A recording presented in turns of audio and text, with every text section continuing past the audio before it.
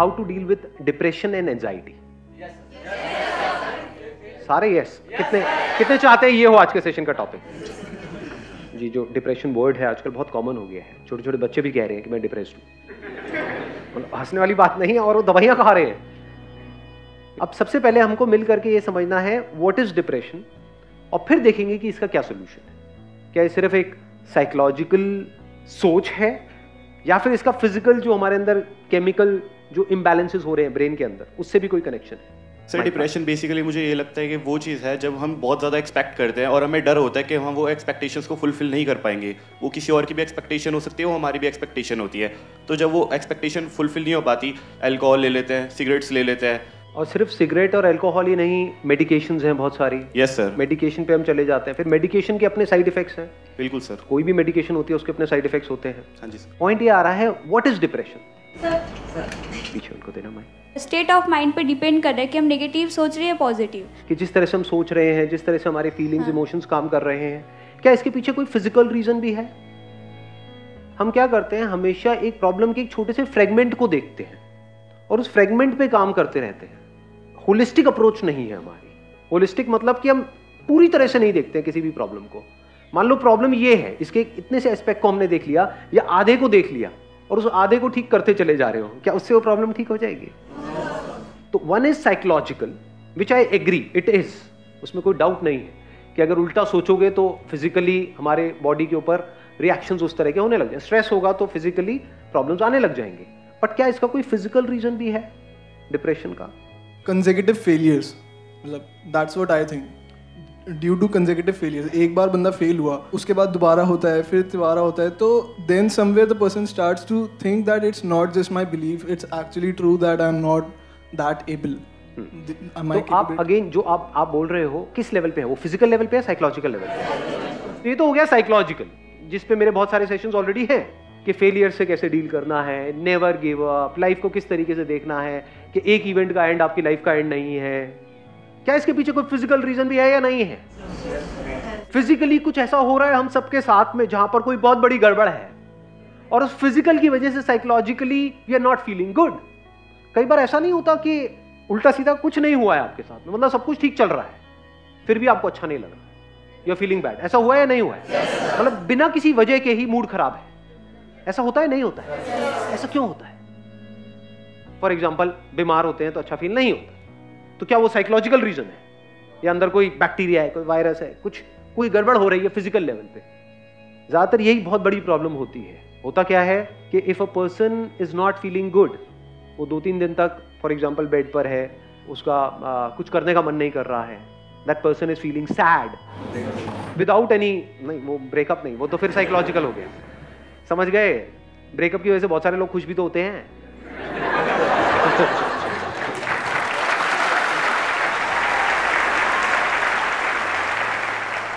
ध्यान से समझ लेना, आप किसी डॉक्टर के पास में जाओगे तो वो साइकोलॉजिकल पे ज्यादा ध्यान नहीं देगा। वो क्या करेगा, फटाफट से अपना वो निकाला, उस पर लिखा ये खा लो, तो वो किस लेवल पे काम कर रहा है? फिजिकल। और एक्चुअल में साइकोलॉजिकल लेवल पे आपको खुद काम करना होता है, कोई और आपके लिए नहीं कर सकता है। बाहर से कोई कितना भी बोलता रहे, चाहे वो डॉक्टर बोल रहा है, चाहे मैं बोल रहा हूं, चाहे कोई और बोल रहा है, इतना फर्क नहीं पड़ता है जब तक कि आपके खुद के अंदर से ना आ जाए कि मुझे अपनी थिंकिंग को चेंज करना है। तो साइकोलॉजिकली अपने आप को कैसे ठीक करना है, वो किसके हाथ में कंट्रोल है? पूरी तरह से आपके हाथ में है। पहले तो इसको अच्छे से समझ लो। जिसने सोच लिया कि नहीं अब बहुत हुआ, अब मुझे आगे बढ़ना है लाइफ में, 1 सेकंड में बाहर, मतलब 1 महीने तक बैठ करके रो रहे थे, ऐसा होता है लाइफ में? नहीं होता है। कि कुछ गड़बड़ हो गई, पड़े हुए हैं, अरे यार सब खत्म हो गया, सब बर्बाद हो गया, अब कुछ नहीं बचा है, अब तो कुछ हो ही नहीं सकता है, मेरी जिंदगी झंड है, ये सब उल्टा सीधा अपने आप को बोले चले जा रहे। एकदम से एक मूवमेंट नहीं आता है, चल खड़ा हो, आगे बढ़ यार, कोई बात नहीं, क्या हो गया, और एकदम से सब कुछ बदल जाता है। इसको बोलते हैं साइकोलॉजिकल। उस वक्त अगर फिजिकल भी जो हमारी बॉडी का जो केमिकल लोचा है वो हमारा साथ दे तो और अच्छा हो जाएगा। यही तो दवाइयां करती है, जो डॉक्टर्स दवाइयां देते हैं उससे क्या होता है, अंदर जो फिजिकल लेवल पे गड़बड़ हो रही होती है उसको वो संभाल लेते हैं, उसके भी सिम्टम्स को संभालते हैं, कॉज को नहीं। आज हम कॉज पे जाने वाले हैं। दोनों में फर्क समझ आ रहा है? कुछ सिम्टम्स हैं। सिम्टम्स क्या होते हैं फिजिकल लेवल पे? कुछ तरह के केमिकल्स हैं जो रिलीज होने चाहिए हमारे अंदर ब्रेन में, फॉर एग्जाम्पल सेरोटोनिन है, डोपामीन है, कॉर्टिसोल तो स्ट्रेस हार्मोन होता है बेसिकली।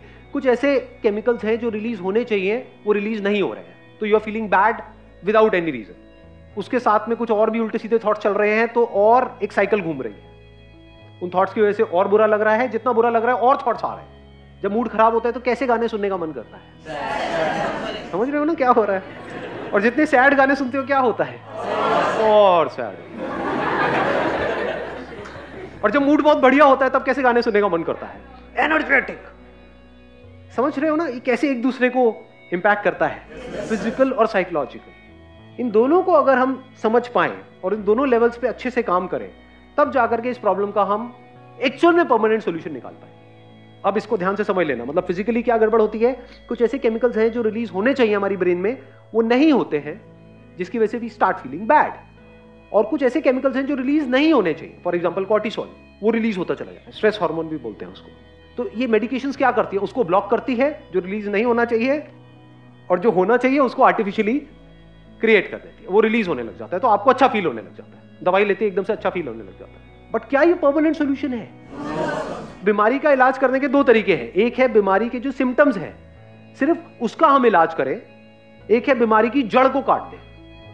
फॉर एग्जाम्पल गाड़ी में आपके फ्यूल नहीं है और आप साइकोलॉजिकली बड़ा अच्छा सोच रहे हो, मुझे वहां जाना है, ये मेरा गोल है, ये मैं इतनी स्पीड पे चलाऊंगा, सारा प्लान बना लिया, गाड़ी में फ्यूल ही नहीं, दबाए चले जा रहे रेस।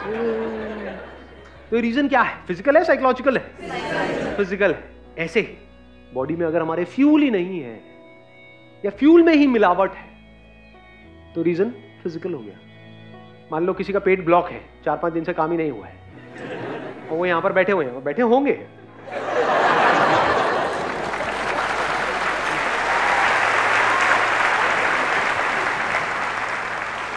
क्या वो ढंग से समझ पाएंगे कि मैं बोल क्या रहा हूं? सब ब्लॉक हुआ पड़ा है। आयुर्वेदा क्या कहता है? हर बीमारी की जड़ क्या है? पेट है। ये पता है हमको? क्योंकि जो भी फ्यूल चाहिए हमारी बॉडी को, चाहे ब्रेन को चाहिए, चाहे और ऑर्गन्स को चाहिए, कुछ भी चाहिए, यानी जो हम खाते हैं उसको एनर्जी में कन्वर्ट करने का काम कहां पर होता है? यहां पर होता है। तो अगर पेट हमारा ठीक काम नहीं कर रहा है तो ब्रेन कैसे ठीक काम करेगी? लगाओ दिमाग। मैं bachelor of Ayurvedic medicine surgery का स्टूडेंट हूँ, मैं एलोपैथी भी पढ़ता हूँ। तो जब आप आज बात कर रहे थे तो मेरे माइंड में सारी वही ड्रग्स आ रही थी, anti depressant, anti sedatives, anti hypnotics, जो आजकल डॉक्टर्स देते हैं। हाँ। सबसे पहले सर आपने जो एक बात बोली ना कि रूट, वो मेन चीज़ वही है। मैंने काफ़ी पेशेंट भी मेरे क्लिनिक पर आते हैं, मेरे फादर भी डॉक्टर हैं डिप्रेसेंट के, तो हम लोग क्या करते हैं, उन्हें एंटी सेडेटिव जो ड्रग है हमने उन्हें दे दी, जिससे कि माइंड रिलैक्स हो गया। अब क्या है, बंदा सो गया, तो उस बंदे को ये सोचना चाहिए कि जो मैंने मेडिसिन ली है आखिर वो कर क्या रही है। वो ये कर रही है ना कि वो मुझे सुला रही है, तो क्यों सुला रही है? डॉक्टर क्यों कर रहा है ऐसा? वो इसलिए कर रहा है ताकि आप जो है सोचे ना, माइंड आपका ज़्यादा ना सोचे, ओवर थिंकिंग। जब आप ओवर थिंकिंग में पहुंचते हैं ना तो ये सारी चीज़ें आपके साथ होती हैं, तो सब कुछ स्ट्रेस्ड आउट हो जाता है। Stressed out. देखो क्या होता है, जब हम बहुत ज़्यादा सोच रहे होते हैं, सोचते रहते हैं, सोचते रहते हैं, सोचते रहते हैं, तो अगर आप ध्यान से ऑब्जर्व करोगे ना अपनी बॉडी को, बॉडी कॉन्ट्रैक्ट होने लग जाती है। जब भी आप बहुत ज्यादा सोचते हो तो सब कुछ कॉन्ट्रैक्ट होने लग जाता है। ऐसा होता है, नहीं होता है? ये जो मेडिकेशन है क्या करती है, जो चीज एक तरीके से सिकुड़ गई है, कॉन्ट्रैक्ट हो गई है, उसको थोड़ी देर के लिए रिलैक्स कर लेती है। ऐसे ही होता है? यस सर, यही होता है। एक स्टेप और आगे बढ़ते हैं आप, और बताओ। हाँ, तो सर यही कंडीशन ना, जैसे कि अब आप एंटी सेडेटिव ड्रग ले रहे हैं, तो वो जब आप लॉन्ग टर्म के लिए ले लेंगे ना, तो एक कंडीशन वो आएगी सर, आपको उतनी डोज से नींद नहीं आएगी फिर। ये इसका साइड इफेक्ट, ये इसका साइड इफेक्ट जो आप सर बात कर रहे हैं, डोज बढ़ानी पड़ेगी। हाँ, डोज बढ़ानी पड़ेगी। तो इससे क्या होगी कंडीशन, आगे के लिए हमारे लिए बहुत प्रॉब्लम हो जाती है उस ड्रग से। और एक प्रॉब्लम और है मेडिकेशन में, वो भी मैं यहाँ पे क्लियर कर देता हूँ। मेडिकेशन क्या कर सकती है, एक तो जो आपकी बॉडी स्ट्रेस्ड आउट हुई पड़ी है, ब्रेन स्ट्रेस्ड आउट है, आपके ऑर्गन स्ट्रेस्ड आउट है, उसको रिलैक्स कर दिया। दूसरी तरफ से ये क्या कर सकती है, आपको उठा सकती है, कुछ ऐसे केमिकल्स रिलीज कर सकते हैं जिसकी वजह से आप एक्साइटेड हो जाओगे। ये दोनों ही स्टेजेस अगर नेचुरल ना हो तो खतरनाक है। जैसे कि सर कैफीन होती है, हाँ, जैसे कि हम लोग चाय पीते हैं तो उसमें कैफीन होता है, तो कैफीन हमको हैप्पी हार्मोन्स रिलीज कराता है, हमको बहुत अच्छा लगता है। हम लोग क्यों कहते हैं चाय पीनी है, हमको चाय पीने के बाद अच्छा लगता है, उसमें कैफीन होता है। हाँ सर, यही सब। राइट। हाँ, एक मिनट रुको, अभी हम और बात करेंगे। नहीं, सही है, क्योंकि टेक्निकली भी बात हो रही है ना। Is over thinking a problem? It is not a problem. क्योंकि कुछ भी काम आपको करना है तो आपको सोचना पड़ता है। क्या लगता है ये जो एथलीट्स हैं, क्रिकेटर्स हैं, जब ये खेल रहे होते हैं, इनकी थॉट प्रोसेस किस लेवल पे चल रही होती है? तेजी से सोच रहे होते हैं, बहुत धीरे सोच रहे होते हैं? तो speed of thinking is not a problem. Thinking is not a problem. अगर उस थिंकिंग में कॉन्फ्लिक्ट है तो प्रॉब्लम है। अगर उस थिंकिंग में क्लैरिटी नहीं है तो प्रॉब्लम है। क्लैरिटी है तो जितना मर्जी सोच लो, कोई दिक्कत नहीं है।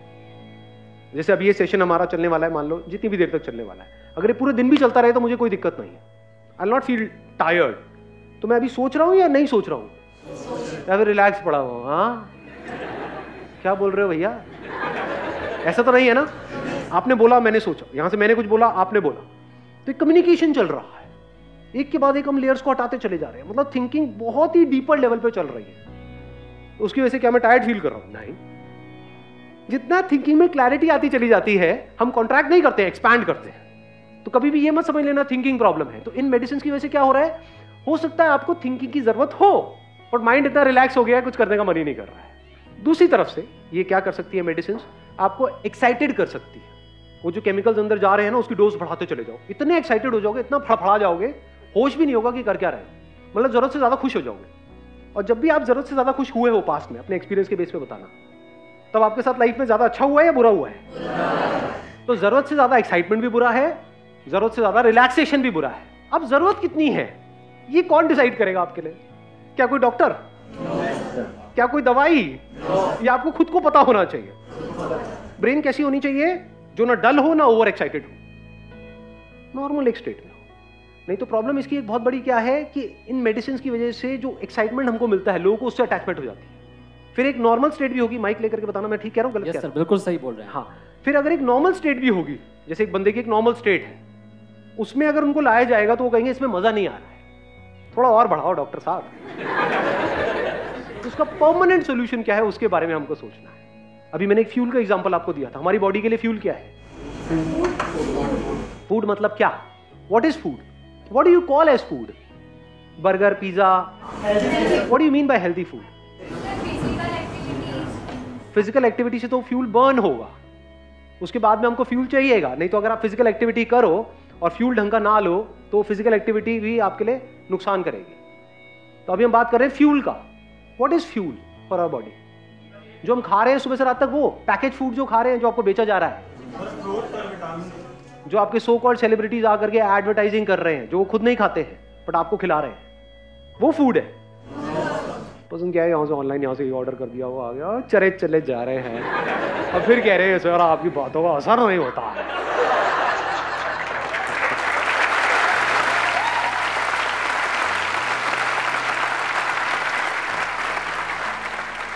डाइट के बारे में एटलीस्ट बेसिक नॉलेज आप गैदर कर लो कि जो वाइट चीजें होती हैं उसको अवॉइड करो। वाइट क्या है? शुगर, सॉल्ट, वाइट ब्रेड, ये सब जो वाइट चीजें होती है ना, उससे थोड़ा सा बच करके रहो। तो अब फ्यूल क्या है? फ्यूल सिर्फ खाना नहीं है, ये बहुत बड़ी गलतफहमी है। घोड़ा क्या खाता है? चने तो अगर हम खिला दे तो खाता है, चने कहां से खाएगा वो?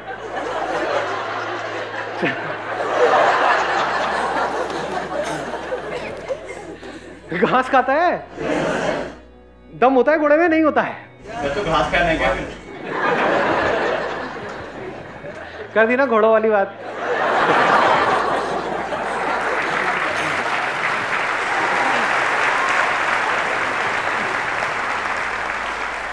अरे मैं घास खाने के लिए नहीं कह। घास में क्या होता है इतना नहीं पता है? मतलब कोई साइंस बैकग्राउंड से नहीं है? क्लोरोफिल नहीं होता है? क्लोरोफिल मतलब क्या? कहां से बनता है वो? सनलाइट से। तो इनडायरेक्टली क्या घोड़ा सनलाइट नहीं खा रहा है? सनलाइट में एनर्जी है या नहीं है? Vitamin D. अब देख लो ये क्या गड़बड़ हो रही है। सनलाइट मतलब विटामिन डी। सनलाइट का रोल सिर्फ विटामिन डी तक है?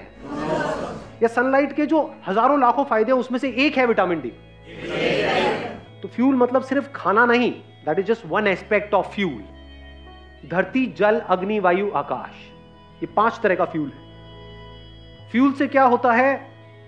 अगर फ्यूल सही जाए हमारी बॉडी में, आपको मेडिसिन की जरूरत नहीं है। If you take the right kind of food for your body, that food is medicine without any side effects. You don't need additional medicine अगर फूड को आप ठीक कर लो तो। Does it make sense?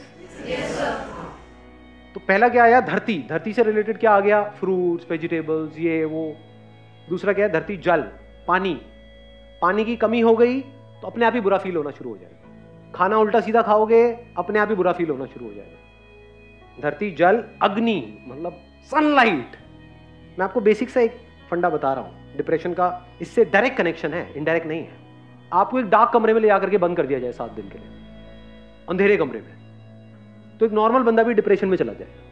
और अगर आपको खुले में छोड़ दिया जाए, घोड़े की तरह, घोड़ों के साथ में, घोड़े भी भाग रहे हैं, आप भी भाग रहे हैं, और कुछ लोग अगर घास खाना चाहे तो खा सकते हैं, तो क्या होगा एक हफ्ते बाद? बताने की जरूरत ही नहीं है, ऑब्वियस है। इसके बाद कौन सा आया? वायु, मतलब हवा। हवा कैसी है हमारे आसपास में? यहाँ पे दिल्ली में बढ़िया है, पॉल्यूटेड। लास्ट क्या है? आकाश। आकाश मतलब स्पेस। आपको एक छोटे से कमरे में बंद कर दिया जाए, वहां अच्छा लगता है या खुले में अच्छा लगता है? किसी पहाड़ के टॉप पे अच्छा लगता है? तो आप कहोगे कि आप पहाड़ पे चले जाए? नहीं जी, घर पे जहां भी रहते हो, किसी अपार्टमेंट में रहते हो, उसकी छत पे तो जा सकते हो। वहां पे छत पे जा करके अच्छा लगता है। तो क्या स्पेस फ्यूल है या नहीं है? इस पे हमारा कितना ध्यान है? या ध्यान है सिर्फ और सिर्फ थॉट्स पे? नंबर 1 थॉट्स कि मुझे ये करना है, वो करना है, वो करना है, मेरे साथ ये हो गया, वो हो गया।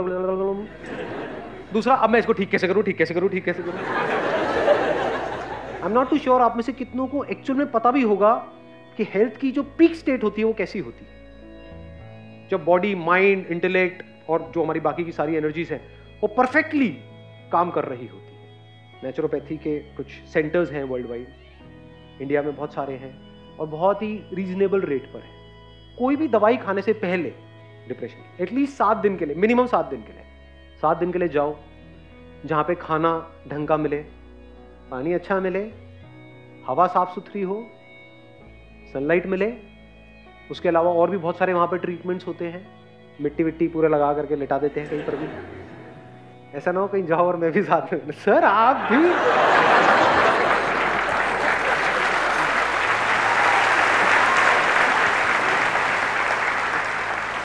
पूरी इतनी लाइफ आपकी आगे पड़ी हुई है, उसके लिए क्या है 10 दिन निकालना बनता है नहीं बनता है? गाड़ी की भी हम सर्विस कराते हैं ना। अपनी कितनी बार आपने एक्चुअल में सर्विस करी है अपनी बॉडी की? करते ही नहीं, इसकी तो कोई बात ही नहीं होती है।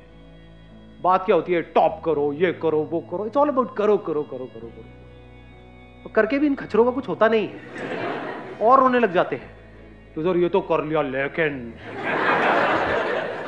सर लेकिन, सर लेकिन, लेकिन।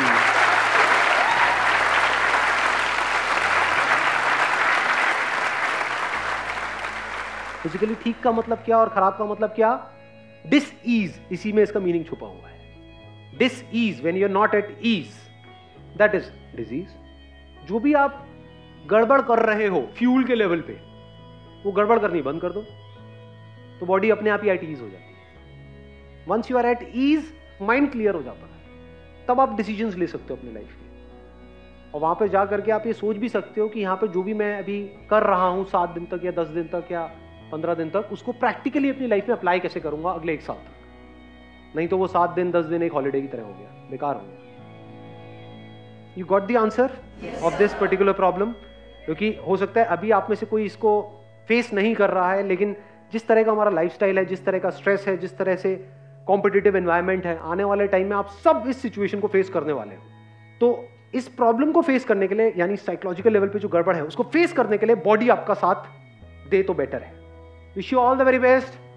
Thank you so much for coming.